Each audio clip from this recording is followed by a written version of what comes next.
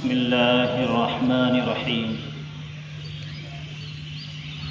الحمد لله رب العالمين، والصلاة والسلام على سيد الأنبياء والمرسلين وعلى آله وأصحابه أجمعين. أما بعد، فقالت خدیجة رضی اللہ تعالی عنہا: كلا وأبشر فوالله لا يخزيك الله أبدا، فوالله إنك لتصل الرحم وتصدق الحديث وتحمل الكل وتكسب المعدوم وتقري الضيف وتعين على نوائب الحق. رواہ البخاری. اسٹیج پر بیٹھے ہوئے علماء کرام اور دیگر دانشوران حضرات اور کنٹھالیہ مدرسہ مدینۃ العلوم کے عزیز طلباء، باہر سے آئے ہوئے مہمان کرام، میں نے آپ کے سامنے بخاری شریف کی ایک حدیث نقل کی ہے. ہم اس کا ترجمہ اور تشریح اخیر میں پیش کریں گے. میں اپنی بات کی شروعات ہندوستان کی جنگ آزادی اور پھر یوم جمہوریہ، اس کے بعد جمعیت علماء ہند کا قیام اور اس کے مقاصد پہ روشنی ڈالوں گا. آپ حضرات سے گزارش ہے کہ بغور ان تاریخی دلائل شواہد کو سنیں اور جو پیغام اس اسٹیج سے دیا جائے ان پیغام پہ خود عمل کریں، دنیا کو اس کی دعوت دیں، دوسروں تک پہنچائیں. یہ ہم سب کی ذمہ داری ہے. اللہ رب العزت نے ہمارے ہندوستان کی مٹی میں وفا کی بو رکھی ہے اور ہندوستان کی مٹی میں پیار و محبت کو رچ اور بسا دیا. جتنے لوگ داعی اسلام ہندوستان پہ قدم رکھے ہیں، ان تمام دعوت دینے والے، اسلام کے پھیلانے والوں نے یہی بتلایا کہ ہندوستان کی مٹی میں نرمی پن ہے، اس میں وفا ہے، اس کی مٹی میں پیار ہے. یہی وجہ ہے کہ مسلمانوں نے جب دعوت کا کام کیا، ایک بڑی تعداد غیر مسلموں کی مذہب اسلام کو قبول کیا اور ہندوستان میں اسلام پھیلا، اسلام کا بول بالا ہوا. مسلمانوں نے 800 سال سے زیادہ دنوں تک اس ملک میں حکومت کی، لیکن انگریز کی نظر جب ہندوستان پہ پڑی اور تجارت کے بہانے سے ایسٹ انڈیا نام کی کمپنی جب ہندوستان میں داخل ہوئی، داخل ہونے کے بعد جب انہوں نے اپنے کاروبار کو پورے ہندوستان میں پھیلایا تو ان کے ذہن میں خباثت یہ سوچی کہ جس طرح سے ہم نے تجارت کے ذریعے سے ہندوستان پہ قبضہ کیا ہے، اسی طرح سے اس ملک پہ حکمرانی کے ذریعے سے بھی قبضہ کرنی چاہیے. اور انگریز کی چاہت، خواہش اور ان کے ارادے کو مجاہد آزادی ٹیپو سلطان رحمۃ اللہ علیہ نے محسوس کیا اور انگریز کے خلاف انہوں نے 1799 میں سرنگا پٹنم کے اندر انگریز کے خلاف جہاد کی اور 1799 کے اندر ٹیپو سلطان رحمۃ اللہ علیہ انگریزوں کے ہاتھ شہید ہو جاتے ہیں. جب ٹیپو سلطان رحمۃ اللہ علیہ شہید ہوتے ہیں، ان کی لاش خونوں میں لتپت ہے. انگریز لاش کے پاس کھڑا ہو کر کے کہتا ہے کہ آج کے دن جبکہ ٹیپو سلطان کو ہم نے شہید کر دیا، مار دیا ہے، آج کے دن سے کوئی بھی آدمی ہمیں آنکھ نہیں دکھا سکتا، کوئی بھی آدمی ہمارے ہاتھ میں ہاتھ ڈال کر پنجہ سے پنجہ ملا کر بات نہیں کر سکتا۔ اس کے بعد میں 1803 میں دہلی میں انگریز اعلان کرتا ہے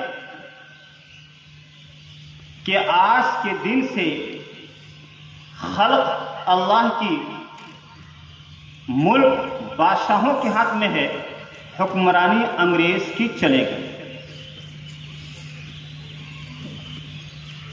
اس وقت کے سب سے بڑے عالم دین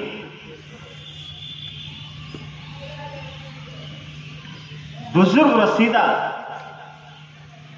عالم دین حضرت شاہ عبدالعزیز محدث دہلوی رحمۃ اللہ علیہ نے محسوس کیا کہ اب ہمارا ملک انگریزوں کے ہاتھ میں چلا گیا اور اب یہاں کے لوگوں کو غلام بنا کر کے رکھے گا اور غلامی کی زندگی اب یہاں کے لوگ بسر کریں گے۔ تو 1803 میں شاہ عبدالعزیز رحمۃ اللہ علیہ نے انگریز کے خلاف جہاد کا اعلان کیا۔ ہندوستان کے ہندو، مسلمان، سکھ، عیسائی سب کو کہا کہ انگریز کے خلاف اب جہاد کرنا پڑے گا، اگر انگریز کے خلاف جہاد نہیں کرتے ہو تو تمہارا ملک غلام بن جائے گا، تم غلامی کی زندگی اور غلامی کی لعنت میں رہو گے، اس لیے سب کو ایک ہو کر کے انگریز سے لڑنا پڑے گا۔ جب حضرت شاہ رحمۃ اللہ علیہ نے جب فتویٰ دیا، انگریز حضرت کے خلاف ظلم مسائل ڈھانا شروع کر دیا، حضرت کو کھانے کے لیے زہر دیا گیا، یہاں تک کہ زہر کی وجہ سے آنکھ کی بینائی چلی گئی، حضرت کو دلی سے نکال دیا گیا، ان کی پراپرٹی کو ضبط کر لیا گیا۔ اتنی تکلیفیں ڈھائی انگریز نے، لیکن شاہ عبدالعزیز محدث دہلوی رحمۃ اللہ علیہ نے اپنے 2 شاگرد تیار کیے، سید احمد شہید رحمۃ اللہ علیہ اور مولانا شاہ اسماعیل شہید رحمۃ اللہ علیہ۔ ان دونوں شاگردوں کو تیار کیا اور جو کڑھن انگریز کے خلاف، جو نفرت انگریز کے خلاف جہاد کو جذبہ ان کے دل میں تھا، ان دونوں شاگردوں کے دل میں ڈال دیا۔ اب یہ دونوں شاگرد ہندوستان کے اندر مختلف شہروں میں جا کر کے لوگوں کو بتلا رہے ہیں کہ انگریز کے خلاف لڑنا پڑے گا، انگریز کے خلاف جانی مالی قربانی دینی پڑے گی، اگر جانی مالی قربان نہیں دیتے ہو، انگریز کے خلاف نہیں لڑتے ہو تو پھر غلامی جیسی لعنت تمہاری گردن میں رہے گی اور پھر غلامی کی زندگی گزار کرنی پڑے گی۔ احمد شہید رحمۃ اللہ علیہ، مولانا اسماعیل شہید رحمۃ اللہ علیہ، ان بزرگوں کی سرکردگی میں بالا کوٹ میں انگریز کے خلاف لڑائی لڑی گئی۔ یہاں پر ان دونوں بزرگوں کو شکست ہوئی، مجاہدین شہید کیے گئے۔ اس کے بعد پھر جو لوگ بچ گئے تھے وہ، اور یہ دونوں بزرگ اپنی تحریک کو چھوڑی نہیں بلکہ مسلسل اس کوشش میں لگے رہے کہ کسی طرح سے انگریز کے خلاف بڑی لڑائی لڑی جائے۔ 1857 کے اندر جو لڑائی لڑی گئی، اس میں بھی ان بزرگوں نے آگے بڑھ چڑھ کے حصہ لیا اور اس کے اندر مسلمانوں کو شکست مل گئی۔ لڑنے والے جو مجاہدین تھے ان کو شکست ملی۔ شکست ملنے کے بعد اب انگریز کی ہمت بڑھتی جا رہی ہے اور مسلمان کمزور ہوتے جا رہے ہیں، لیکن جن مجاہدوں کے دل میں انگریز کے خلاف جہاد، انگریز کے خلاف نفرت، ملک کے خاطر پیار محبت کا جذبہ، ہندوستانیوں کے خاطر اتحاد ایکتا کا جو شعلہ مجزم تھا وہ بھڑک رہا تھا، اور وہ ہمت نہیں ہارے بلکہ کام کرتے رہے۔ علماء کرام کو گرفتار کر لیا گیا، کتنے علماء کرام اپنے گھروں کے روپوش ہو گئے، لیکن جب گرفتاری ہونے کے بعد میں جیل سے علماء کرام باہر آئے، آنے کے بعد دیکھتے ہیں کہ جو مجاہدین شہید کر دیے گئے ان کے بچے بے یارو مددگار ہیں، کوئی ان کا پرسانی حال نہیں۔ چنانچہ انگریز گھر گھر جا کر کے ان بچوں کو پکڑتا تھا، اور انگریز کہتا تھا کہ تمہارے بچوں کو ہم پڑھائیں گے، کھانا دیں گے، رہنے سہنے کا پورا انتظام مفت کریں گے، تم ہمارے ساتھ چلو، اسکول میں چلو، ہم تمہیں پڑھائیں گے۔ تو مسلمان بچے جن کے ابا شہید ہو گئے، جن کے دادا شہید ہو گئے، کوئی پریشان حال نہیں۔ اکابر علماء نے دیکھا کہ اگر اس طرح سے اگر انگریز نے ہمارے یتیم بچوں کو ہاتھ پکڑ کر کے اسکول میں، چرچ میں اگر ڈال دیا تو یہ ہمارے بچے عیسائی بن جائیں گے اور ان کا مذہب یہ تبدیل کریں گے، اور اس طرح سے انگریز فکری طور پہ انگریز بنانے کی چال چل رہا ہے۔ تو علماء کرام بیٹھے، علماء کرام کی میٹنگ ہوئی، سبوں نے کہا کہ جس طرح سے ہم نے 2 لڑائی لڑی ہے، اسی طرح سے ہم کو اور بھی لڑائی لڑنی پڑے گی انگریز کے خلاف۔ چنانچہ اس کے سلسلے میں ہمیں فیکٹری بنانی پڑے گی، ہمیں ایک ادارہ بنانا پڑے گا جہاں پر یتیم بچے جن کے باپ شہید ہو گئے ہیں، ان بچوں کو فری تعلیم اور کھانا دینے کے ساتھ ساتھ ان کو مرد مجاہد بنائیں گے۔ چنانچہ 1866 میں دارالعلوم دیوبند کا قیام عمل میں آیا۔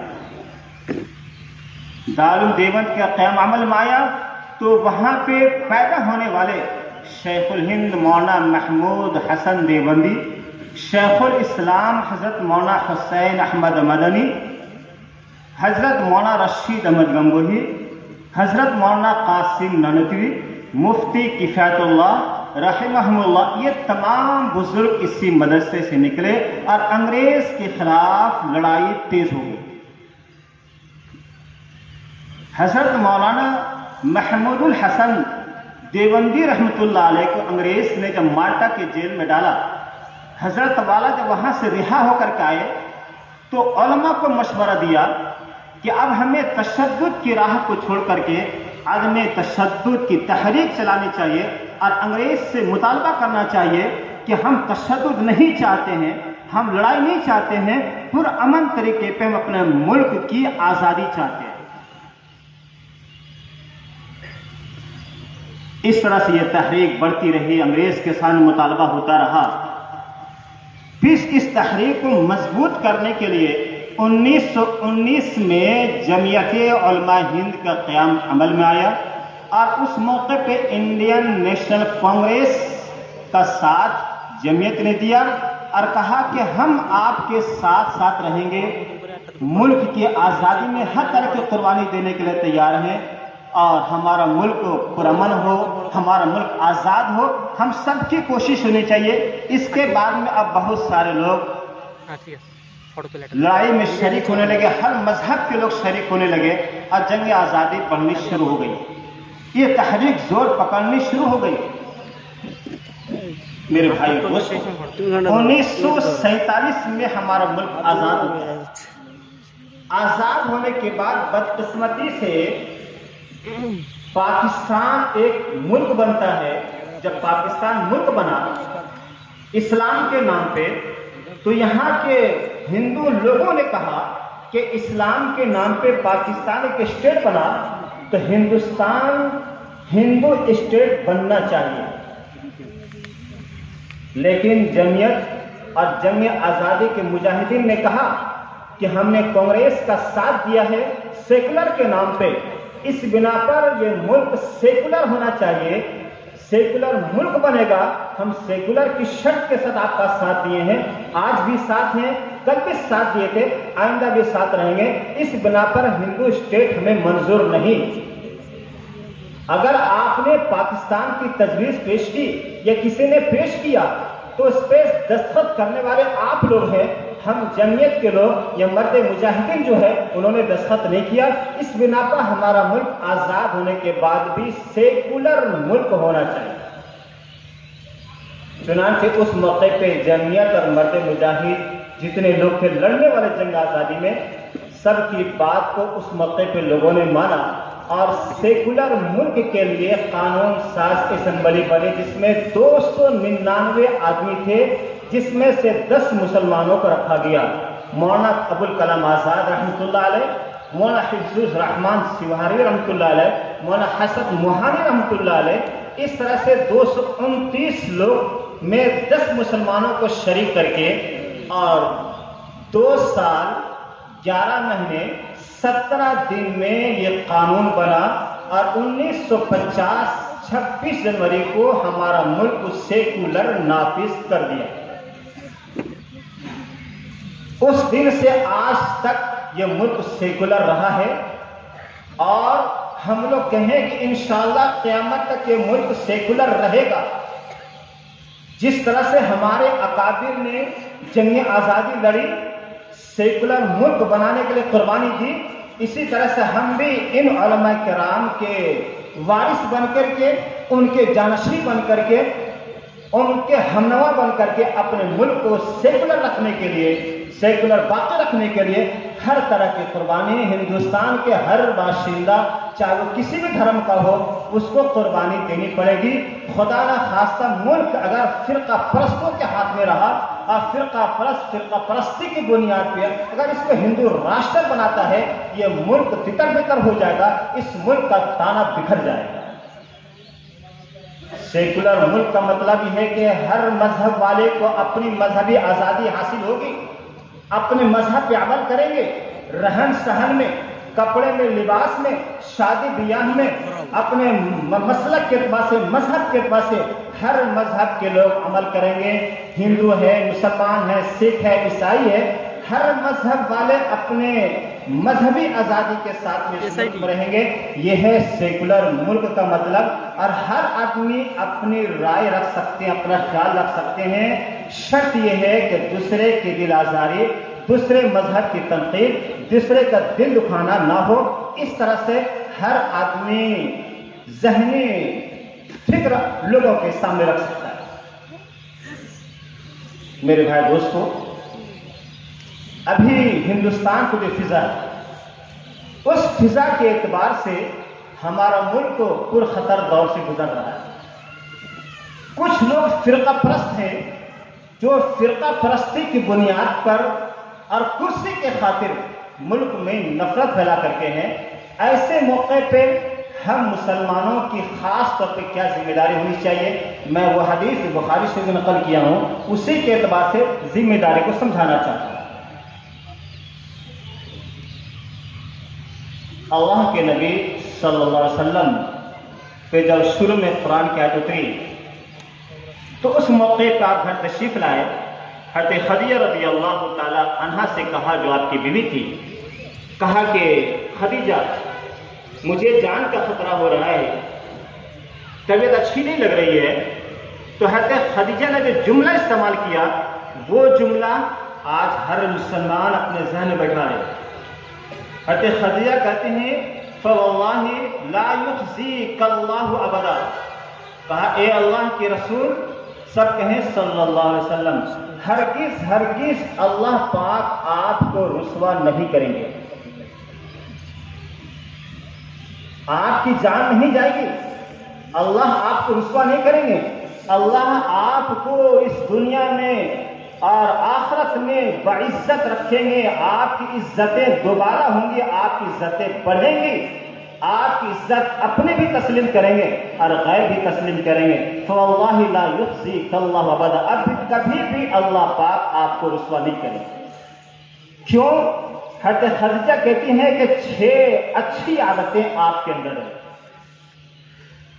آپ کے اندر 6 اچھی عادتیں تھیں، تو آپ ایسی شخصیت بن کے ابھرے، ایسی ذاتی گرامی آپ کی بنی کہ 24 گھنٹہ میں ہر آن ہر لمحہ محمد رسول اللہ کی گونج زمین پہ ہوتی ہے، ساتوں آسمان تک آپ کی گونج ہوتی ہے، فضا میں گونج ہوتی ہے۔ کیوں؟ آپ نے یہ 6 پیغام خود اپنایا، اپنی امت کو ایک سرمایہ کے طور پہ دیا۔ امت اگر 6 پیغام کو عام کرے گی، اللہ پاک دنیا میں باعزت رکھیں گے، آخرت میں بھی عزت کے ساتھ رکھیں گے۔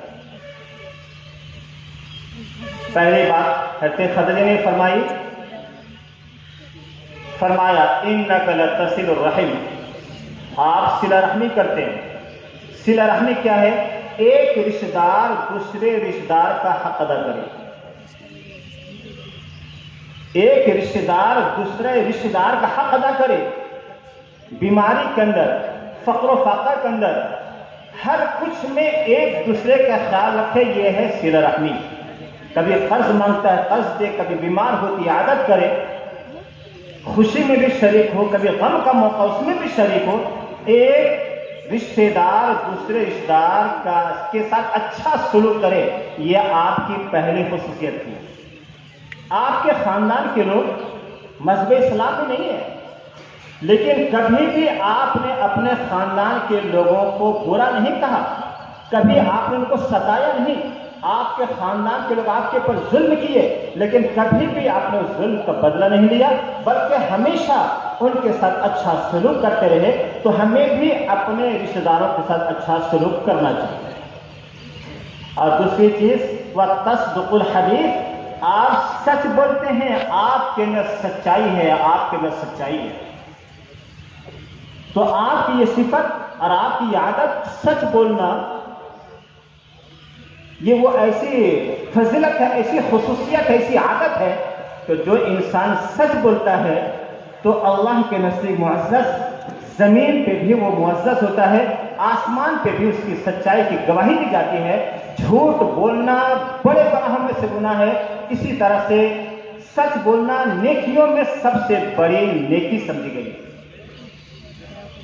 تو آپ کی دوسری پہچان خصوصیت کیا تھی کہ آپ سچ بولتے تھے۔ اور تیسری چیز تھی کہ وَتَحْمِلُ الْكَلْبَ، آپ بے سہاروں کو سہارا دیا کرتے تھے۔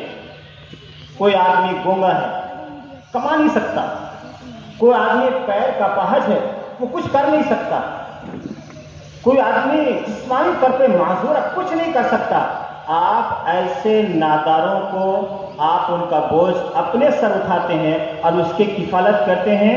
یہ ہے ہمارے نبی محمد صلی اللہ علیہ وسلم کا پیغام، آپ کی عادت، آپ کی خاص خصلت۔